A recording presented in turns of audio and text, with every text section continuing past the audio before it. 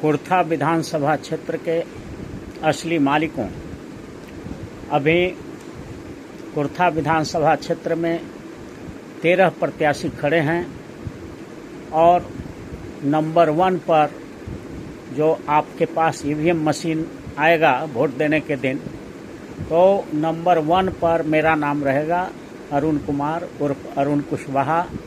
मेरा फोटोग्राफ होगा और चुनाव चिन्ह होगा सीलिंग फैन छाप।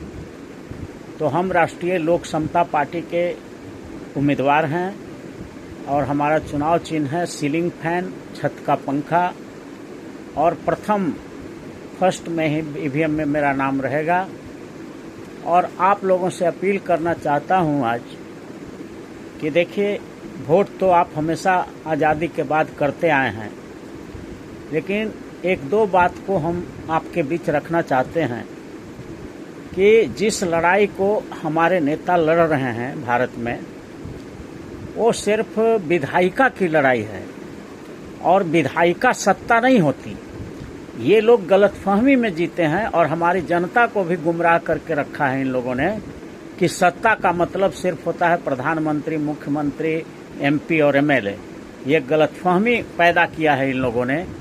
एक्चुअली सत्ता का मतलब होता है, भारत के संविधान को अगर आप अध्ययन करेंगे, गहन अध्ययन अगर करेंगे भारत के संविधान को, तो आपको पता चलेगा कि सत्ता के 4 पावर हाउस होते हैं।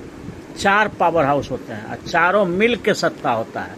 उसमें पहला पावर हाउस जो है वो विधायिका है, जो कानून बनाता है, पार्लियामेंट और असेंबली, जिसका चुनाव अभी असेंबली का हो रहा है। दूसरा जो पावर हाउस है वो है न्यायपालिका, सुप्रीम कोर्ट, हाई कोर्ट और जिला न्यायालय। और तीसरा जो पावर हाउस है सत्ता का, वो है नेशनल मीडिया। और चौथा जो है कार्यपालिका, जितने भी नौकरी करने वाले लोग हैं, SP, DM, collector, chief secretary, जितने भी लोग हैं, ये कार्यपालिका कहे जाते हैं।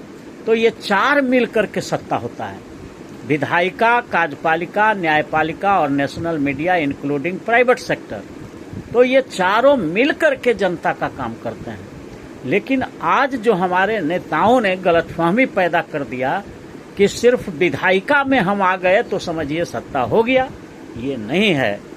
इसलिए हम जनता से अपील करते हैं, कुर्था विधानसभा क्षेत्र की प्रबुद्ध जनता से, जो पढ़े लिखे लोग हैं, जो समझ सकते हैं, उनसे हम राष्ट्रीय लोक समता पार्टी के राष्ट्रीय अध्यक्ष होने के नाते और कुर्था विधानसभा क्षेत्र के उम्मीदवार होने के नाते आपसे अपील करना चाहते हैं कि ये लड़ाई भारत में कोई नहीं लड़ रहा है। सिर्फ अरुण कुशवाहा ने संपूर्ण आरक्षण क्रांति चलाया है और संपूर्ण आरक्षण क्रांति का मतलब ये होता है कि हम सिर्फ विधायिका रूपी सत्ता के लिए नहीं लड़ेंगे, हम संपूर्ण सत्ता के लिए लड़ेंगे। मतलब हम न्यायपालिका में, कार्यपालिका में, विधायिका में, नेशनल मीडिया में और प्राइवेट सेक्टर में भी हम जब 90% हैं शेड्यूल कास्ट, शेड्यूल ट्राइब, अति पिछड़ा, ओबीसी और माइनॉरिटी, तो हमारी 90% हिस्सेदारी इस देश के मीडिया में भी होना चाहिए, प्राइवेट सेक्टर में भी होना चाहिए, सुप्रीम कोर्ट, हाई कोर्ट, जिला न्यायालय में होना चाहिए, नेताओं के पदों में, एमपी एमएलए में भी 90 होना चाहिए, विधान परिषद में भी होना चाहिए, राज्यसभा में भी होना चाहिए और देश के नौकरियों में भी होना चाहिए। SP, DM, collector, professor, university के जितने भी वाइस चांसलर हैं, तो सारे क्षेत्रों में हमारा SC, ST, MBC, OBC, minority का जब 90% है, तो अरुण कुशवाहा सिर्फ भारत में ये लड़ाई लड़ रहा है संपूर्ण आरक्षण क्रांति के माध्यम से कि सत्ता नहीं, संपूर्ण सत्ता में हिस्सेदारी चाहिए। न्यायपालिका, कार्यपालिका, विधायिका और national media including private sector में भी हम 90 हैं। जगदेव बाबू ने कहा था 100 में 90 शोषित है, 90 ने ललकारा है, धन धरती और राजपाट में 90 भाग हमारा है, 10 का शासन 90 पर नहीं चलेगा, नहीं चलेगा।